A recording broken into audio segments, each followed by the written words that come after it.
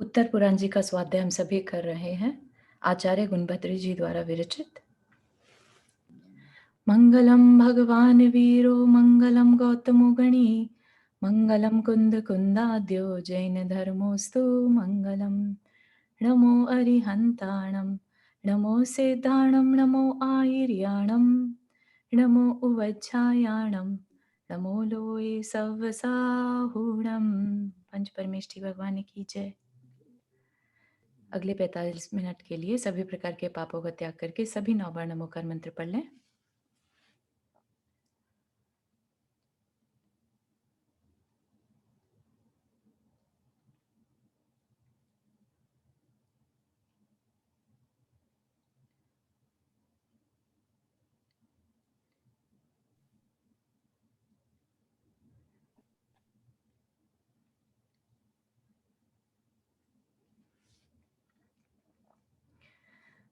तो अभी हमारी पिछली क्लास में, लास्ट वीक की क्लास में हमने चंदना सती का चारित्र पढ़ा था, है ना। और हमने देखा था कि किस तरह से पिछले भवों से जो उसके साथी थे रहे, है ना, पूर्व भव में जैसा था वैसा आगे भी उसके लाइफ में प्रॉब्लम क्रिएट करने वाले, हेल्प करने वाले वैसे वैसे मिलते चले गए, है ना। तो अपन जब भी लाइफ में कुछ भी करते हैं उसका ये मत समझिए कि उसी लाइफ में हमें उसका असर दिखाई दे जाएगा। हो सकता है हमें अगले भव में उसका इफ़ेक्ट दिखाई दे। किसी ने हमारी लाइफ में अगर खराब किया कुछ, तो हो सकता है हमारे पिछले किसी कर्म की वजह से आज वो हमारे साथ ऐसा बिहेव कर रहा है, ठीक है ना? तो मतलब कई बार होता है ना, हमारे पास आंसर नहीं रहता कि वो ऐसा क्यों कर रहा है, या सबसे ज़्यादा हमें प्रॉब्लम होती है रिलेशंस को लेकर, है ना?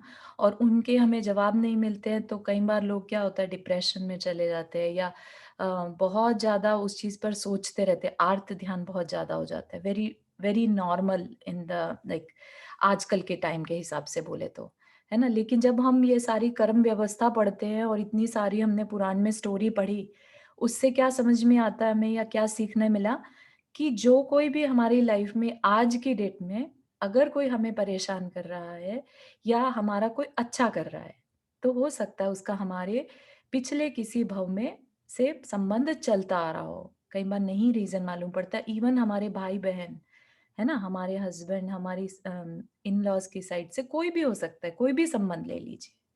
तो कोई भी संबंध अचानक से कैसा बिहेव कर रहा है, अगर ऐसा कुछ जवाब ना मिल रहा हो, तो उसमें एक एक कारण ये भी समझिएगा कि हो सकता है मेरे पिछले किसी कर्म की वजह से। और ये भी हो सकता है कि वो जो पर्सन आज आपकी लाइफ में अच्छा या बुरा बिहेव कर रहा है, ज़रूरी नहीं है कि वो संबंधित रहा हो, राइट? वो किसी और निमित्त की वजह से आपके उस कर्म का जो है आपको फल क्योंकि भुगतना है, तो इसलिए हो सकता है कि वो आपके साथ ऐसा बिहेव कर रहा हो, है ना? तो इसलिए अपने कहीं पर भी महाराज जी लोग क्या कहते हैं, सहो जब तक सहा जाए, ठीक है ना? कभी ये नहीं कहते कि डेली की डेली लड़ना शुरू कर दो या जवाब देना शुरू कर दो या तू-तू मैं-मैं शुरू कर दो, है ना? यही कहते हैं कि सहो जब तक सहा जाए। धर्म यही कहता है कि बिना वजह की अपनी एनर्जी को खत्म मत करो इन रिलेशनशिप में। अपना ध्यान कहाँ रखो? शुभ कार्यों की तरफ, शुभ में अपना ध्यान लगाओ, ठीक है ना? तो आज हम बहुत ही सुंदर जीवनधर स्वामी का चरित्र शुरू करेंगे। Let's continue this. यह चंदना अच्युत, हाँ, कुछ कह जी रहे जी, क्या बोला आपने? किसका शुरू कर रहे हैं? हैं? जीवनधर स्वामी, अगर अच्छा, आपने नहीं सुना हो हाँ तो मैंने नहीं सुना। जीवनधर स्वामी फेमस हैं इस चीज़ के लिए कि उन्होंने मरते हुए एक कुत्ते को नमोकार मंत्र सुनाया था, जिसकी वजह से वह देव हुआ, ठीक है? और देव अच्छा होने के बाद उसने अपने अवधि ज्ञान से जाना कि इस जीवनधर स्वामी ने मेरे हेल्प किया था, मेरे को देव गति पाने में सहयोग किया। बाबू को बोल दीजिए कि ला वहां रख दे इस कमरे में, इस कमरे में रख दे, रुक्मिणी तो जी लेते आप, वो आके दोबारा हाँ, सॉरी। ठीक है। तो हाँ हाँ ठीक है पूर्णिमा जी, तो ऐसी हाँ। स्टोरी आएगी, काफ़ी फ़ेमस कथा चलती है इनकी, ठीक है? Okay, hmm, thank you. Sorry अब डिस्टर्ब किया। No worries. तो ये जो चंदना जो कि महावीर भगवान के रिलेशन बना, राइट, वो क्या होगा अब आगे चल के अच्युत स्वर्ग जाएगी, क्योंकि वो आरिका बन गई, अच्युत स्वर्ग जाएगी और वहां से वापिस आकर, वाई दे यूज जाएगी वर्ड, क्योंकि अभी प्रेजेंट में आ चुके हैं, है ना। ये क्या चल रहा है, श्रेणिक राजा के समय जो महावीर भगवान का समूह शरण लगा है, उसमें चंदन बाला जो है, चंदना सती जो है, आरिका है, मुख्य आरिका, है ना। तो इसलिए वो कह रहे हैं अच्युत स्वर्ग जाएगी और वहां से वापिस आकर शुभ कर्म के उदय से पुण्यवेद, पुण्यवेद मतलब पुरुष वेद को पाकर अवश्य ही परमात्मा पद यानी मोक्ष पद प्राप्त करेगी। ठीक है, तो ये यहाँ तक उनकी स्टोरी हो गई। इस प्रकार बंध के साधनों में जो मिथ्या दर्शन आदि 5 प्रकार के भाव कहे गए हैं, उनके निमित्त से संचित हुए कर्मों के द्वारा ये जीव द्रव्य क्षेत्र आदि परिवर्तनों को प्राप्त होते रहते हैं। क्या कह रहे हैं यहाँ पर, मिथ्या दर्शन आदि 5, मिथ्या दर्शन, अविरति, प्रमाद, योग, कषाय, है ना, ये जो कारण है जिनकी वजह से हम कर्म का आश्रव और बंद करते हैं, तो इनकी वजह से अब कर्म का बंद हो गया तो उदय में भी आएंगे, तो उदय में जब आते हैं कर्म तो फल देते हैं, ये उनकी नियति है कि उदय में आए हैं तो फल देंगे, चाहे ज्यादा दे चाहे कम दे, ठीक है ना। तो संचित किसने किए उदय में आने के लिए, हम ही ने किए। किस वजह से हुए, हमने किस लिए किए, क्योंकि हमने मिथ्यात्व, अविरति, प्रमाद, योग और कषाय जैसे भाव किए थे कभी, है ना। तो हमने जाने अनजाने इन कर्मों को संचित किया और ये कर्म आज हमारे द्रव्य क्षेत्र, काल भाव आदि को ध्यान में रखते हुए हमें फल देते हैं, ठीक है। और हमारे अंदर जो ये द्रव्य क्षेत्र का परिवर्तन हो रहा है, ये भी किस वजह से है, ये भी कर्मों की वजह से है। द्रव्य क्षेत्र का परिवर्तन मतलब कि कभी हम किसी क्षेत्र में जन्म लेते हैं 3 लोक में के, कभी किसी क्षेत्र में, कभी हमें कोई सा शरीर मिलता है, कभी कैसा शरीर मिलता है ना। तो ये सब चीजें क्या परिवर्तित होती जा रही हैं, राइट। कभी हम स्त्री बन जा रहे हैं, कभी पुरुष बन जा रहे हैं, कभी तिर्यंश बन रहे हैं, तो ये क्या, ये सब परिवर्तन है। ऐसे ही क्षेत्र, क्षेत्र में कभी हम कहीं पैदा हो रहे हैं, कभी कहीं पैदा हो रहे हैं, तो ये सारे परिवर्तन किस वजह से हो रहे हैं, ये सब के सब कर्मों की वजह से, कर्म के फल की वजह से, है ना। तो जैसे किसी ने तीर्थंकर प्रकृति बांधी, राइट, तो उसका उदय वो भी कर्म प्रकृति है। जब उसका उदय आएगा तो वो क्या कराएगा, वह हितोपदेश का कार्य कराएगा, वो कर्म भूमि का ही मनुष्य बनाएगा उन्हें, है ना।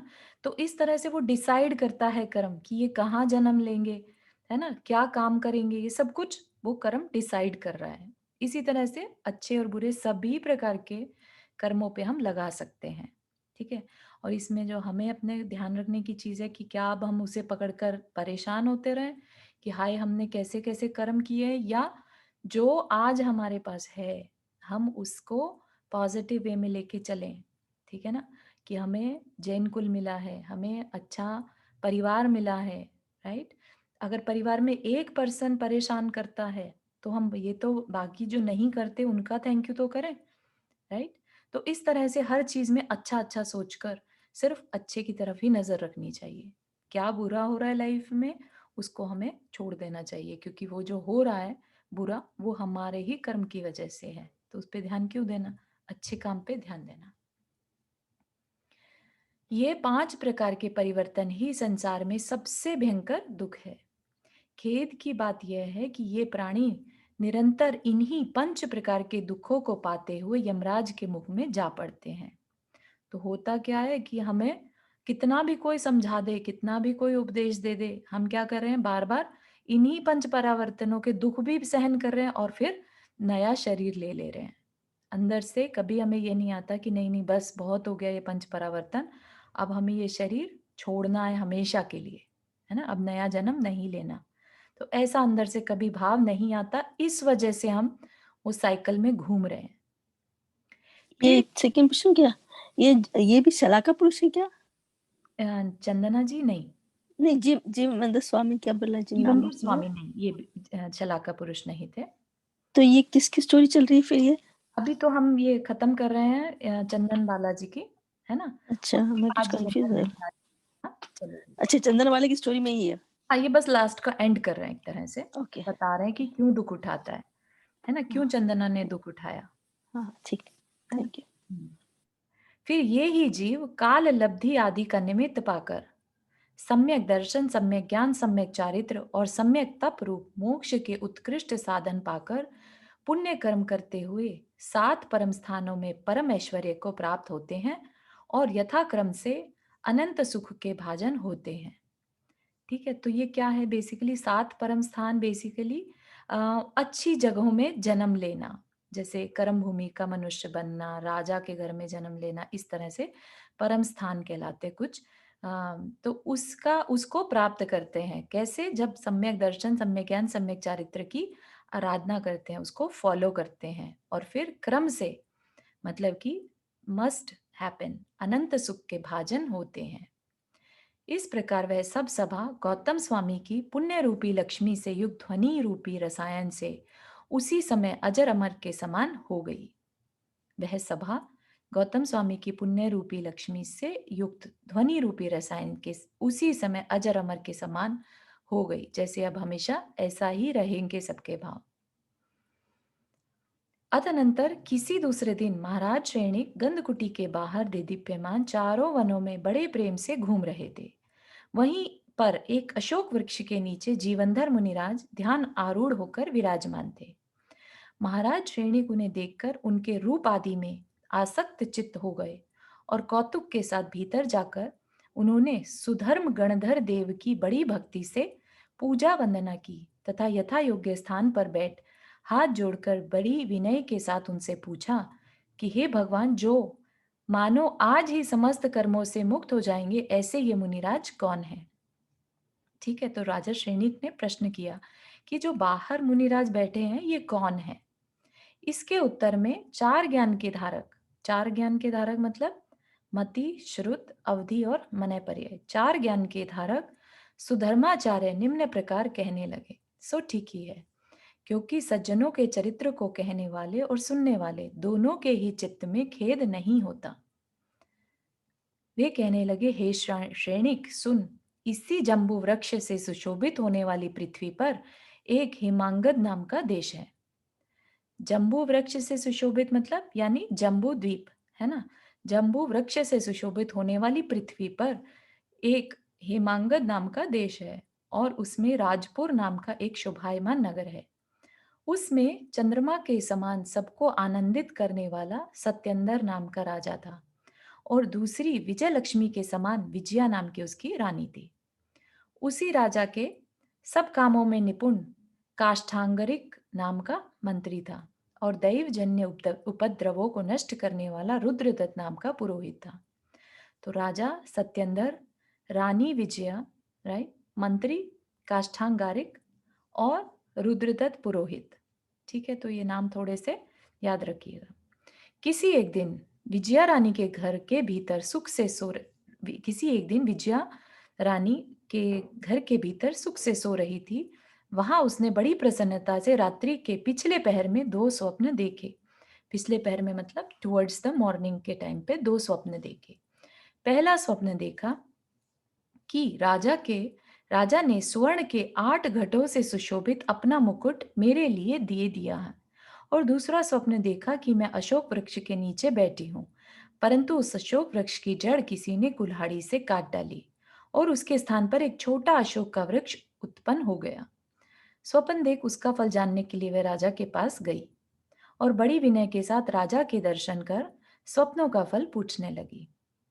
इसके उत्तर में राजा ने कहा कि तू मेरे मरने के बाद शीघ्र ही ऐसा पुत्र प्राप्त करेगी जो 8 लाभों को पाकर अंत में पृथ्वी का भोक्ता होगा। मतलब कि उसको 8 प्रकार के लाभ होंगे और फिर वह पृथ्वी को भोगने वाला होगा, मतलब राज्य करने वाला होगा। स्वप्नों का प्रिय और अप्रिय फल सुनकर, अप्रिय फल क्या है कि तू मेरे मरने के बाद, इसका क्या मतलब था, जो अशोक वृक्ष की जड़ किसी ने कुल्हाड़ी से, मतलब कि किसी के विश्वासघात के कारण राजा का मरण होगा। लेकिन उसके साथ ही ये भी देखा कि उसका एक छोटा वृक्ष मतलब उसका खुद का पुत्र जो है वो आगे चल के राज गद्दी को संभालेगा। तो उसको बड़ा शौक हुआ अप्रिय फलसुन रानी का चित्त शोक तथा दुख से भर गया। उसकी व्यग्रता देख राजा ने उसे अच्छे शब्दों से संतुष्ट कर दिया। तदनंतर दोनों का काल सुख से व्यतीत होने लगा। इसके बाद किसी पुण्यात्मा देव का जीव स्वर्ग से च्युत होकर रानी के गर्भ रूपी गृह में आया। ठीक है, किसी पुण्यात्मा देव का जीव, ये नहीं बताया किसका है। किसी पुण्यात्मा देव का जीव स्वर्ग से च्युत हो रानी के गर्भ रूपी गृह में आया और इस प्रकार सुख से रहने लगा जिस प्रकार की शरद ऋतु के कमलों में के सरोवर में राजहंस रहता है। अथनंतर किसी दूसरे दिन उसी नगर में रहने वाले गंधोत्कट नाम के धनी सेठ ने मनोहर नामक उद्यान में 3 ज्ञान के धारी शील गुप्त नामक मुनिराज के दर्शन कर विनय से उन्हें नमस्कार किया और पूछा। मतलब कि ये पैरेलल की स्टोरी है। पैरेलल में एक सेठ था गंधोदकट, ठीक है। उसने एक मुनिराज के दर्शन किए और एक क्वेश्चन पूछा। क्या क्वेश्चन पूछा? हे भगवान, पाप कर्म के उदय से मेरे बहुत से अल्पायु पुत्र हुए हैं, क्या कभी दीर्घायु पुत्र भी होंगे? इस प्रकार पूछने पर दयालुतावश मुनिराज ने कहा कि हाँ, तुम भी चिरंजीवी पुत्र प्राप्त करोगे। ठीक है, तो क्या कह रहे हैं? पाप कर्म के उदय से, है ना। तो लाइफ में कभी भी किसी का वियोग हो रहा है जिसको हम चाहते हैं और उसका वियोग हो रहा है, तो किस वजह से हो रहा है?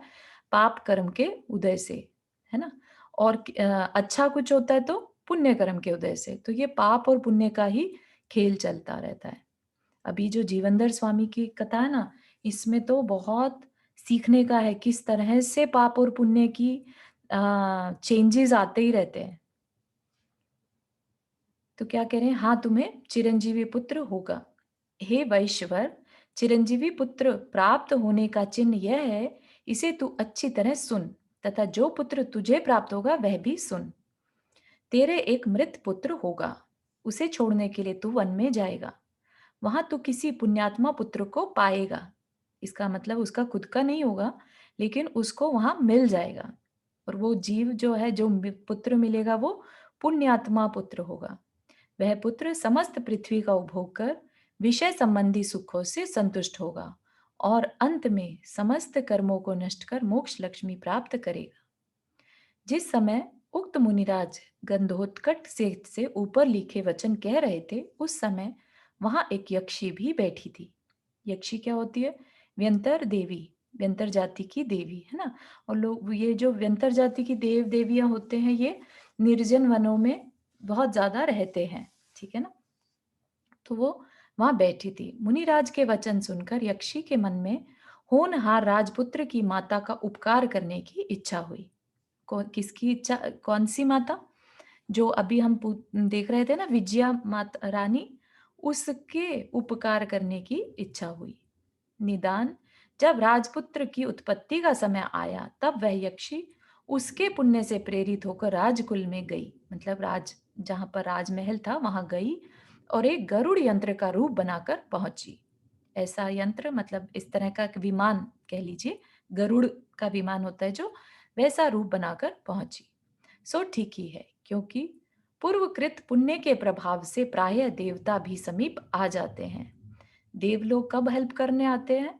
जब अपना पुण्य स्ट्रांग हो, है ना। हमने कितनी जगह देखा कि बड़ी बड़ी सतियां, अंजना सती हुई, सीता सती हुई, उनकी कहानी हमने पढ़ी, चंदना सती, है ना। उन्होंने भी अपनी लाइफ में दुख देखे। उनके दुख दूर करने के लिए कोई देवता क्यों नहीं आ गए?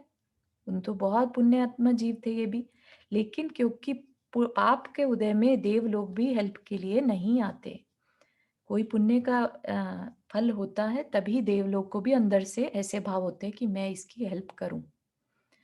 तदनंतर सब जीवों को सुख देने वाला वसंत का महीना आ गया। किसी एक दिन अहित करने वाला रुद्रदत्त नाम का पुरोहित प्रातःकाल के समय राजा के घर गया। ठीक है, तो वो जो राजा का पुरोहित था, रुद्रदत्त, है ना, अहित करने वाला था, इसलिए वो राजा के घर गया। वहां रानी को आभूषण रहित बैठी देखकर उसने आदर के साथ पूछा कि राजा कहाँ है। रानी ने भी उत्तर दिया कि राजा सोए हुए हैं, इस समय उनके दर्शन नहीं हो सकते। रानी के इन वचनों को ही अपशकुन समझता हुआ वह वहां से लौट आया और सूर्योदय के समय काष्ठांगारिक मंत्री के घर जाकर उससे मिला। गया तो था उसको हर्ट करने के लिए, क्योंकि लेकिन राजा सोया हुआ था और रानी जगी थी, इसलिए कुछ कर नहीं पाया। तो उसने जाकर किससे मिल गया? मंत्री से। उस पाप बुद्धि पुरोहित ने एकांत में काष्ठांगारिक से कहा कि यह राज्य तेरा हो जाएगा, तू राजा को मार डाल। पुरोहित की बात सुनकर काष्ठांगारिक ने कहा कि मैं तो राजा का नौकर हूँ, राजा ने ही मुझे मंत्री के पद पर नियुक्त किया। यद्यपि यह राजा अकृतज्ञ है, यानी मेरा किया हुआ उपकार नहीं मानता, तो भी मैं यह अपकार कैसे कर सकता हूँ? हे रुद्रदत्त, तूने बुद्धिमान होकर भी यह अन्याय की बात क्यों कही? यह कहकर उसने भयभीत हो अपने कान ढक लिए। काष्ठांगारी के ऐसे वचन सुनकर पुरोहित ने कहा कि इस राजा के जो पुत्र होने वाला है, वह तेरा प्राण घातक होगा। पुरोहित ने क्या कहा कि जो राजा का बेटा होगा वो तेरा प्राण घातक होगा, इसलिए इसका प्रतिकार कर। जैसे हमने रावण की कथा में सुना था ना, है ना, कि दशरथ के पुत्र से तेरा मरण होगा, तो उसको मार डाल। ठीक है ना? तो इसी तरह से पुरोहित ने क्या कहा कि राजा के जो पुत्र है उससे तेरा मरण होगा, इसलिए तू इसे मार डाल। इतना कहकर रुद्रदत्त शीघ्र ही अपने घर चला गया और इस पाप के उदय से रोग पीड़ित हो तीसरे दिन मर गया। तो रुद्रदत्त तो था, वो मरण को प्राप्त हो गया जनरली, लाइक मर रोग से, तथा चिरकाल तक दुख देने वाली नरक गति में जा पहुंचा। इधर दुष्ट आशय वाले काष्ठांगारिक मंत्री ने रुद्रदत्त के कहने से अपनी मृत्यु की आशंका कर राजा को मारने की इच्छा की। उसने धन देकर 2000 शूरवीर राजाओं को अपने अधीन कर लिया। वह उनके साथ लेकर युद्ध के लिए तैयार किए हुए हाथियों और घोड़ों के साथ राज मंदिर की ओर चला। है ना, एक तरह से उसने अटैक कर दिया उसके ऊपर। जब राजा को इस बात का पता चला तो उसने शीघ्र ही रानी को गरुड़ यंत्र पर बैठाकर प्रयत्नपूर्वक वहां से दूर कर दिया। काष्ठांगारिक मंत्री ने पहले जिन राजाओं को अपने वश कर लिया था, उन राजाओं ने जब राजा सत्येंद्र को देखा, तब वे मंत्री को छोड़कर राजा के अधीन हो गए। राजा ने उन सब राजाओं के साथ कुपित होकर मंत्री पर आक्रमण किया और उसे शीघ्र ही युद्ध में भय के मार्ग पर पहुंचा दिया, यानी भयभीत बना दिया। इधर काष्ठांगारिक के पुत्र कालांगारिक ने जब युद्ध में अपने पिता के हार का समाचार सुना, तब वह बहुत ही कुपित हुआ और युद्ध के लिए तैयार खड़ी बहुत सी सेना लेकर अकस्मात पहुंचा। पापी काष्ठांगारिक भी उसी के साथ जा मिला। अंत में वह युद्ध में राजा को मारकर उसके राज्य पर आरूढ़ हो गया। उस नीच मंत्री ने विष मिले हुए भोजन के समान, कृतज्ञ मंत्री मित्र के समान अथवा हिंसक धर्म के समान दुख देने वाला वह राज्य प्राप्त किया था। इधर विजया महादेवी गरुड़ यंत्र पर बैठकर चली। ठीक है ना, तो जो रानी थी उसको निकाल दिया था। और जैसा कि स्वप्न जो है उनके मीनिंग होते हैं, ठीक है ना, लेकिन उसके लिए ये जरूरी रहता है कि समय देखा वो स्वप्न, और जब स्वप्न आता है तो उस समय आपकी मनस्थिति कैसी है।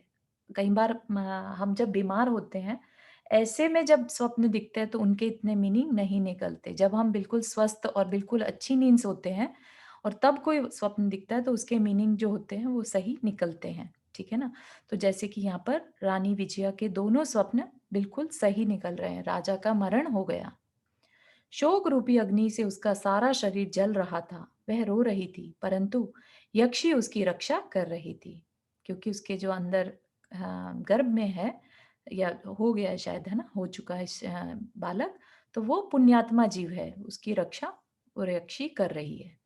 इस प्रकार चलकर वह विजया रानी उस शमशान भूमि में जा पहुंची। चारू बच्चा तो वहाँ जंगल में जाके होगा, अभी नहीं हुआ। अभी नहीं हुआ है।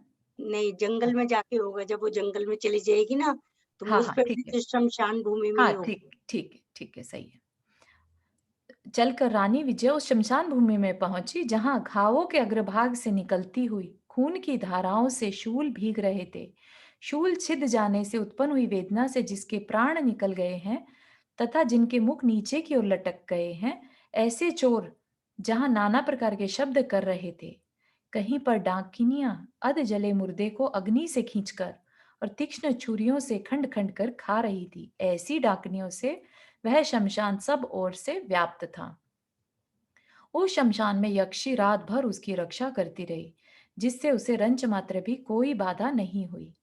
जिस प्रकार आकाश चंद्रमा को प्राप्त करता है, उसी प्रकार उस रानी ने उसी रात्रि में एक सुंदर पुत्र प्राप्त किया। पुत्र का जन्म शमशान में हुआ, है ना? जैसे हमने हनुमान जी का देखा था, है ना? उनका जन्म भी बियाबान जंगल में गुफा में हुआ था। उस समय विजया महारानी को पुत्र उत्पन्न होने का थोड़ा भी उत्सव नहीं हुआ था, किंतु भाग्य की प्रतिकूलता से बढ़ा हुआ शोक ही उत्पन्न हुआ था। यक्षी ने सब और शीघ्र ही मणि में दीपक रख दिए और दावानल से झुलसी हुई लता के समान महारानी को शोकाकुल देखकर निम्न प्रकार उपदेश दिया। क्या उसको संबोधन दिया?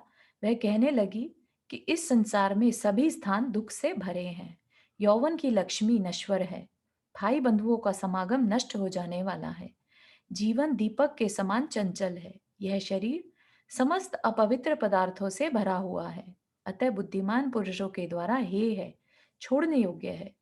जिसकी समस्त संसार पूजा करता है, ऐसा यह राज्य बिजली की चमक के समान है ना? तो कितनी अच्छी उनको पुण्य के उदय से ऐसी देवी मिली जो इतना अच्छा संबोधन उनको कर पा रही है। इतने दुख के समय में अगर कोई हमारे दुख को ये कहे कि ये समझ आ रहे हैं उसको दुख, है ना? तो वैसे ही दुख आधा हो जाता है, राइट? और फिर उसको क्या कह रही है? सभी स्थान दुख से भरे हैं, तो कोई भी सुखी नहीं है ना? कि हम दुखी कब होते हैं? जब हमें लगता है कि हम ही सबसे ज़्यादा दुखी हैं। राइट? तो हम जब देखते हैं चारों तरफ नज़र उठाकर, तो हमें जब सभी दुखी दिखते हैं, तो फिर अपना दुःख कम लगने लगता है ना? फिर हम थोड़ा खड़े होने की हिम्मत करते हैं। और भी चीज़ें अगर हमें याद आ जाएँ कि जो भाई बंधुओं का समागम है नष्ट हो जाने वाला है, कुछ भी साथ तो जाना नहीं है। जीवन दीपक के समान चंचल है, ये भी छूटना है। यह शरीर समस्त अपवित्र पदार्थों से भरा है। हम किसकी देख-रेख करें? किसके लिए इतनी साज-संवार कर रहे हैं? अतः बुद्धिमान पुरुषों के द्वारा हेय है, छोड़ने योग्य है। और सारा संसार जिसकी पूजा करता है, मतलब संसार किसकी पूजा कर रहा है? राज्य की, लक्ष्मी की, है ना? संपत्ति की। यह भी बिजली की चमक के समान है। सब जीवों की समस्त वस्तुओं की पर्यायों में ही प्रीति होती है। सबकी क्या होती है? पर्यायों में प्रीति, मतलब कि जो बदलता जा रहा है, हम उससे अटैच होते हैं बजाय जीव तत्व के साथ, है ना? जो हमेशा बना रहने वाला है। द्रव्य है वो फिक्स रहता है, राइट? पर्याय बदलती रहती हैं। और जीव किस में उलझा हुआ है? पर्यायों में, है ना? है ना? जो चीज बदल रही है उसमें प्रीति करता है, और परंतु वे पर्याय अवश्य ही नष्ट हो जाती है। इसलिए उनमें की हुई प्रीति अंत में संताप करने वाली होती है ना? तो यहाँ पर रानी को क्या हो रहा है? अपने राजा को खोने का दुख हो रहा है। वो इतना दुख कि बच्चा होने का भी उसको कोई सुख अंदर से नहीं फील हो रहा है, राइट? अदरवाइज क्या, बेबी होता है तो कितना कांग्रेस मतलब सेलिब्रेट करते हैं, राइट? लेकिन क्योंकि उसको अपने राजा के ना होने का दुख ज्यादा है, तो वो संताप कर रही है। जबकि जो संबंध है वो क्या याद दिला रही है अक्षी? कि ये सब सब कुछ चंचल है, सब छूटने वाले हैं। अनिष्ट पदार्थों के रहते हुए भी उसमें प्रीति नहीं होती, और नए नष्ट पदार्थ के रहते हुए उस पर अपना अधिकार नहीं होता, तथा अपने आप में प्रीति होने पर पदार्थ, इष्टपना एवं अधिकार, इन तीनों की ही स्थिति का क्षय हो जाता है। अपने आप में प्रीति मतलब अपने द्रव्य के साथ प्रीति, है ना? अपनी आत्मा के साथ प्रीति। जिसका ज्ञान बिना किसी क्रम के एक साथ समस्त पदार्थों को देखता है, उन्होंने भी नहीं देखा कि कहीं कोई पदार्थ स्थायी रहता है। मतलब कि वीतराग भगवान जो हैं, उन्होंने भी सब कुछ देखने के बाद ये नहीं कहा कि ये स्थिर है ना?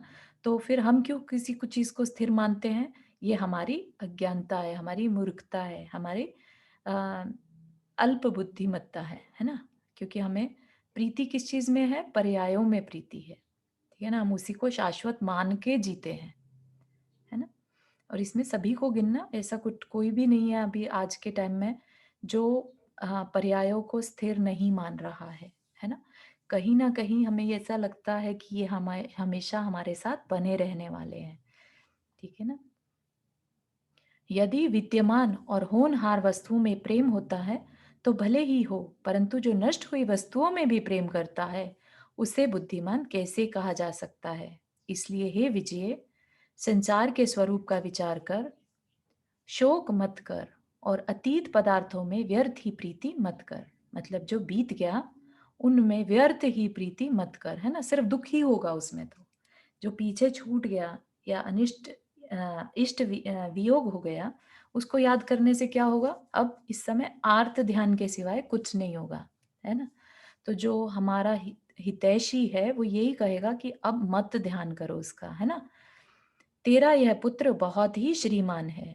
यहाँ पर क्या है, बेसिकली जो अब है तुम्हारे पास उसमें अच्छा ढूंढो जो है। तेरा यह पुत्र बहुत ही श्रीमान है और मोक्ष प्राप्ति पर्यंत इसका अभ्युदय निरंतर बढ़ता ही रहेगा। यह दुराचारी शत्रु को नष्ट कर अवश्य ही तुझे आनंद उत्पन्न करेगा। तू स्नान कर, चित्त को स्थिर कर और योग्य आहार ग्रहण कर। शरीर का क्षय करने वाला यह शोक करना वृथा है। वृथा मतलब व्यर्थ है, ठीक है ना। शरीर का क्षय करने वाला, शरीर का क्षय मतलब जो अंदर ही अंदर अगर डिप्रेशन हो जाए, दुख हो जाए तो क्या होगा, और 70 बीमारियां लग जाएंगी, है ना। खाने का मन नहीं करेगा, शरीर का क्षय ही होगा। इस शोक को धिक्कार है। शोक करने से इस पर्याय की बात तो दूर रही, दूसरी पर्याय में भी तेरा पति तुझे नहीं मिलेगा, क्योंकि अपने अपने कर्मों के भेद होने से जीवों की गतियां भिन्न भिन्न हुआ करती हैं, है ना। ऐसा तो नहीं है कि दुख मानेंगे तो कल को अगले भव में ही सही वो सेम पति मिल जाएगा, ऐसा नहीं है। क्योंकि अगर वो रानी दुख को नहीं छोड़ती है तो कैसी गति मिलेगी, तिर्यंच गति, है ना। तो कहाँ से वो उस पति को फिर से पा पाएगी। पुण्य होगा तो फिर से मिल जाएगा, नहीं होगा तो नहीं मिलेगा, ठीक है ना। तो दुख करने से तो एटलीस्ट कुछ भी नहीं हासिल होगा। इत्यादि युक्ति भरे वचनों से यक्षी ने विजया रानी को शोक रहित कर दिया। इतना ही नहीं, वह स्वयं रात्रि भर उसके पास ही रही, सो ठीक ही है, क्योंकि सज्जनों की मित्रता ऐसी ही होती है। इतने में ही गंधोत्कच सेठ अपने मृत पुत्र का शव रखने के लिए वहां स्वयं पहुंचा। वह शव को रखकर जब जाने लगा तब उसने किसी बालक का गंभीर शब्द सुना। शब्द सुनते ही उसने जीव जीव ऐसे आशीर्वादात्मक शब्द कहे मानो उसने आगे प्रचलित होने वाले उस पुत्र के जीवनभर इस नाम का ही उच्चारण किया हो। मुनिराज ने जो कहा था वह सच निकला। यह जानकर गंधोटकट बहुत ही संतुष्ट हुआ। उसने दोनों हाथ फैलाकर बड़े स्नेह से उस बालक को उठा लिया। विजया देवी ने गंधोटकट की आवाज सुनकर ही उसे पहचान लिया था, इसलिए उसने अपने आप का परिचय देकर उससे कहा, हे भद्र, तू मेरे इस पुत्र का इस तरह पालन करना जिस तरह की किसी को इसका पता न चल सके। मतलब कि ये किसका पुत्र है रियल में ना पता चले, क्योंकि पता चल गया तो वो मार डालेगा, है ना, मंत्री उसको बात मार डालेगा। यह कहकर उसने वह पुत्र गंधोटकट के लिए सौंप दिया। सेठ गंधोटकट ने भी मैं ऐसा ही करूंगा यह कहकर वह पुत्र ले लिया और शीघ्रता के साथ घर आकर अपनी नंदा नाम की स्त्री के लिए दे दिया। देते समय उसने स्त्री के लिए उक्त समाचार तो कुछ भी नहीं बतलाया, परंतु कुछ कुपित सा होकर कहा, हे मूर्खे, वह बालक जीवित था। तूने बिना परीक्षा किए ही शमशान में छोड़ाने के लिए मेरे हाथ में विचार किए बिना ही रख दिया था।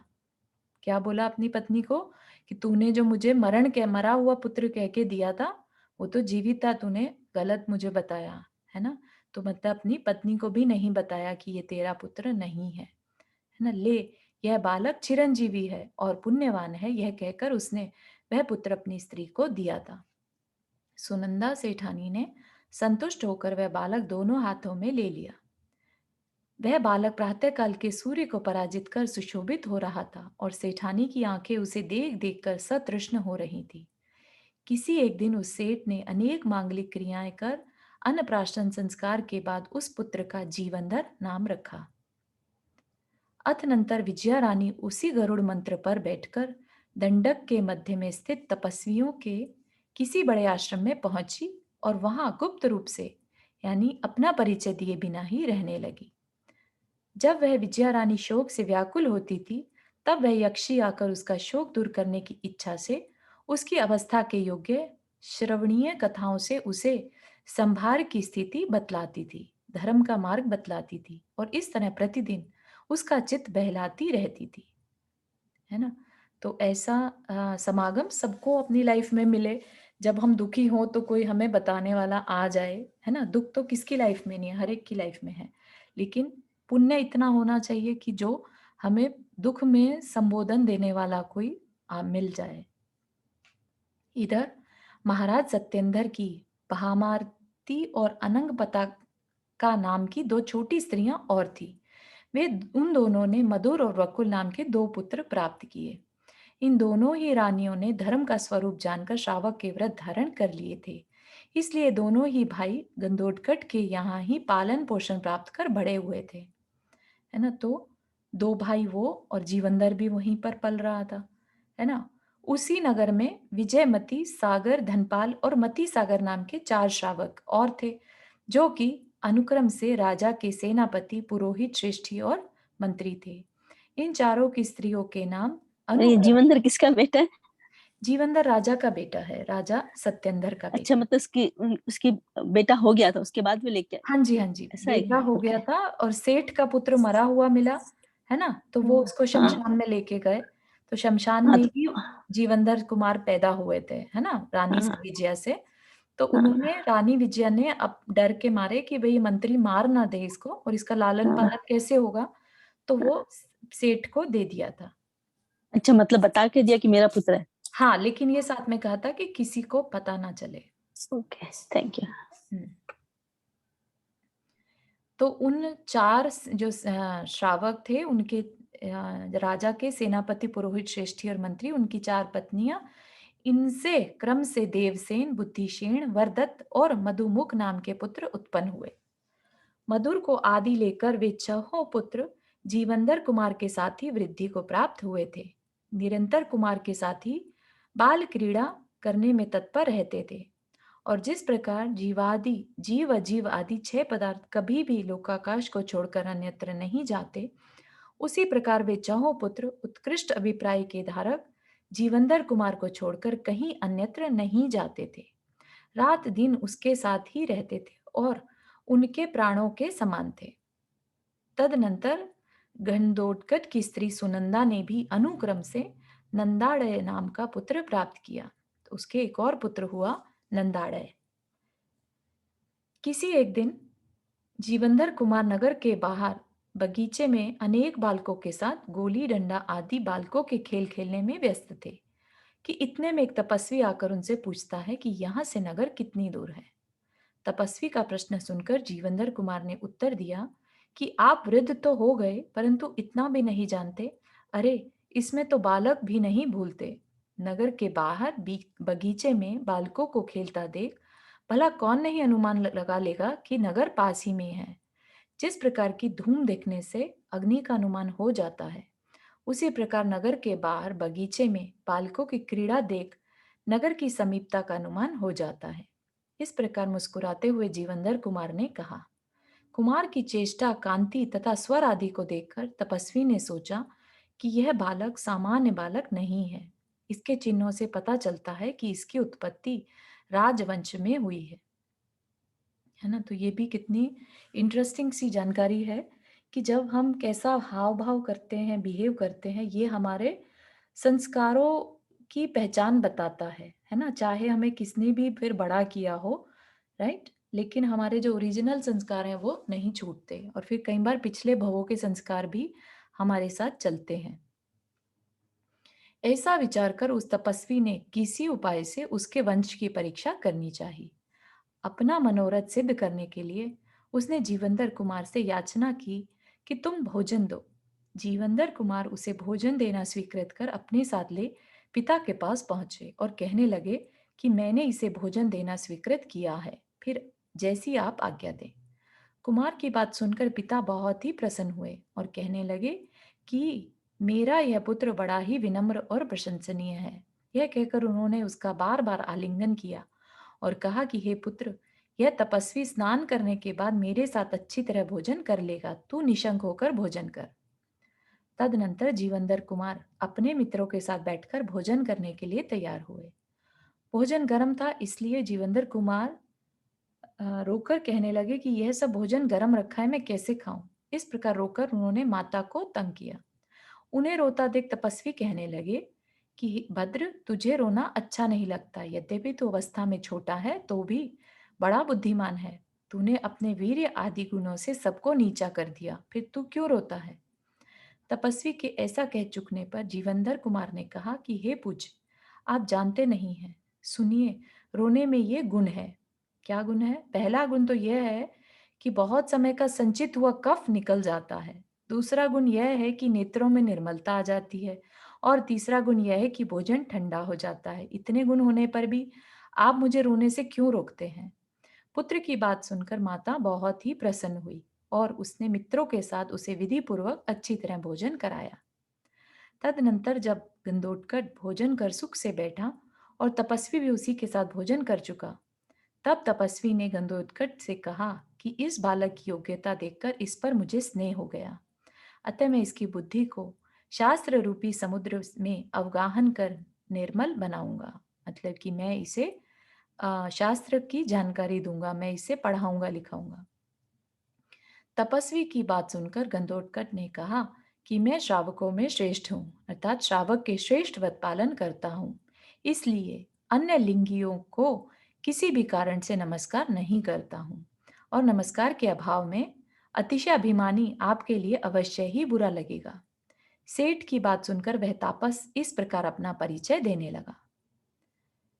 मैं सिंहपुर का राजा था। आर्यवर्मा मेरा नाम था। वीर नंदी मुनि से धर्म का स्वरूप सुनकर मैंने निर्मल सम्यक दर्शन धारण किया था। तदनंतर धृतिसेन नामक पुत्र के लिए राज्य देकर मैंने संयम धारण कर लिया था, मुनि व्रत अंगीकार कर लिया था, परंतु जठर अग्नि की तीव्र बाधा से उत्पन्न हुई महादाह को सहन नहीं कर सका, इसलिए मैंने यह वेश धारण किया है। मैं सम्यक दृष्टि हूँ, तुम्हारा धर्म बंधु हूँ। मतलब मैं भी वीतराग भगवान में ही विश्वास रखने वाला हूँ।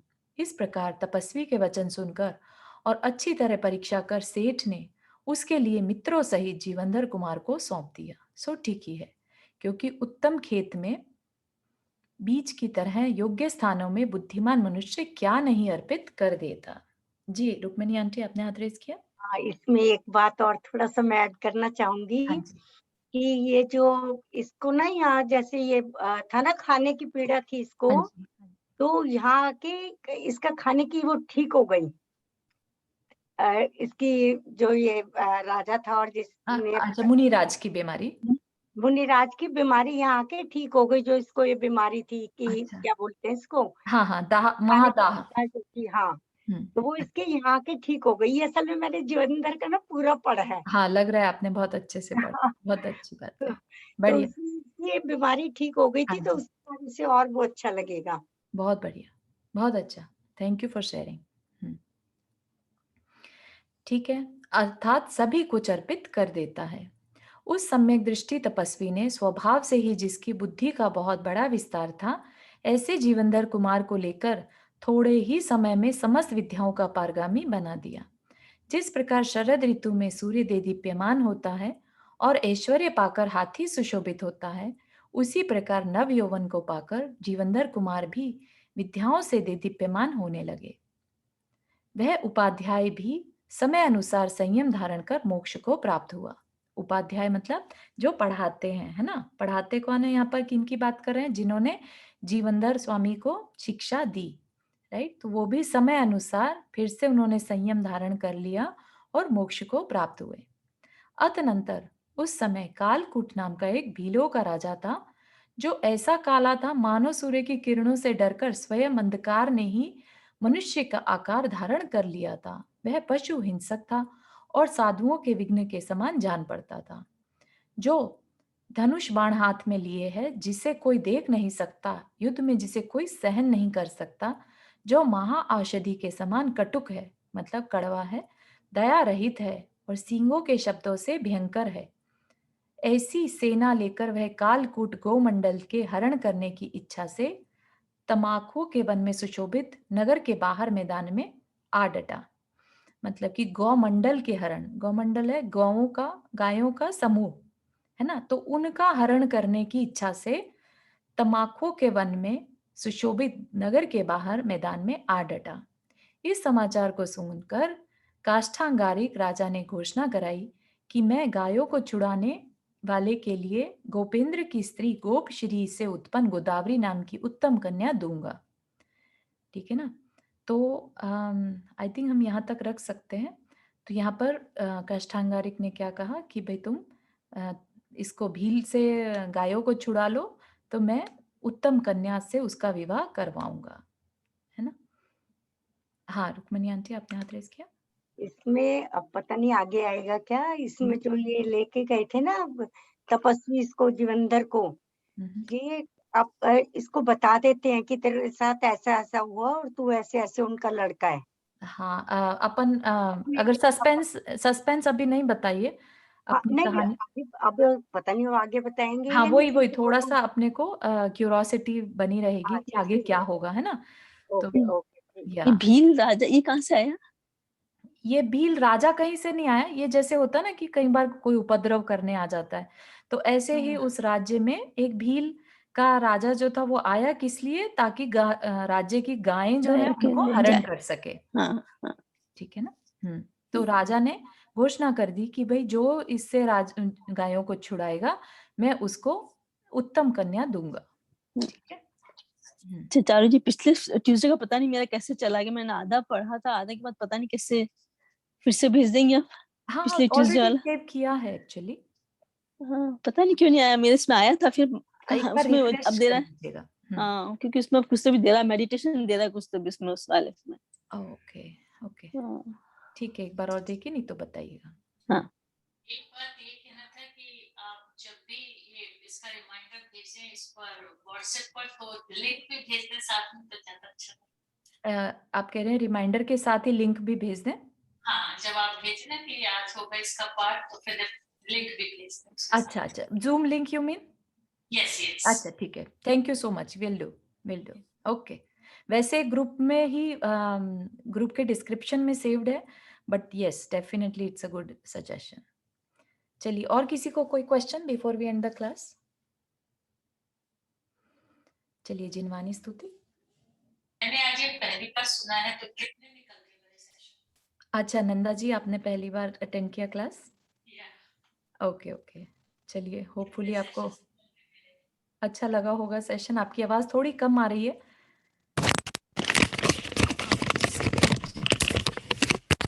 Is it better now? हाँ हाँ पहले से बेटर है। तो कितने सेशंस निकल के मेरे? आपके इसके काफी सेशन निकल गए हैं। उत्तर पुराण जी ऑलमोस्ट एंड होने पे आ रहा है, बट ऐसा मत मानिए कि सेशन निकल गए, क्योंकि कहानियां अलग अलग चल रही हैं। ठीक है ना। हम शलाका पुरुषों की कहानियां पढ़ रहे हैं, उसमें डिफरेंट डिफरेंट कैरेक्टर्स की कहानियां हम पढ़ रहे हैं। तो आज जो आपने अटेंड किया उसमें हम जीवंदर स्वामी की कथा पढ़ रहे हैं, वहीं से अभी स्टार्ट ही हुई थी, है ना। तो आपने कुछ मिस नहीं किया है सच। और इसके बाद उत्तर पुराण जी के बाद हम हरिवंश पुराण शुरू करेंगे। अच्छा तो ये एवरी मंडे होता है या Monday every Tuesday? Monday Tuesday. हाँ Monday Tuesday. Thank you. All right. ये भी बता दो ना वेडनेसडे और थर्सडे को। वेडनेसडे थर्सडे को जैन तत्व विद्या का स्वाध्याय हम करते हैं, सेम टाइम पे सेम लिंक। ये नंदा जी आपकी जानकारी के लिए। Thank you. वो भी इतना सिंपल है? हाँ इतना ही सिंपल है, बाकी बताएंगे। ये बात तो मेरे लिए तो मैं अपनी तरफ से पूरी कोशिश करती हूँ कि सिंपल ही रखें, क्योंकि सभी बिगिनर लेवल पे ही हैं हम सब। नहीं जो समझ नहीं आता वो चारू से पूछ लो तो वो अच्छी तरह और समझा देती है, नई चीज समझ आती तो। ठीक है थैंक यू। चलिए आप ट्राई कर लीजिए, जैसा आपको लगेगा आप ऐसा डिसाइड करिए। ऑल राइट जिनवानी स्तुति। जावाणी के ज्ञान से तुझे लोकालोक, सोवाणी मस्तक धरो सदा दे तू दोख। हे जिनवाणी भारती तो ही जपो दिन रैन, जो तेरा शरणा गए सो पावे सुख चैन। 9 बार नमो करमन।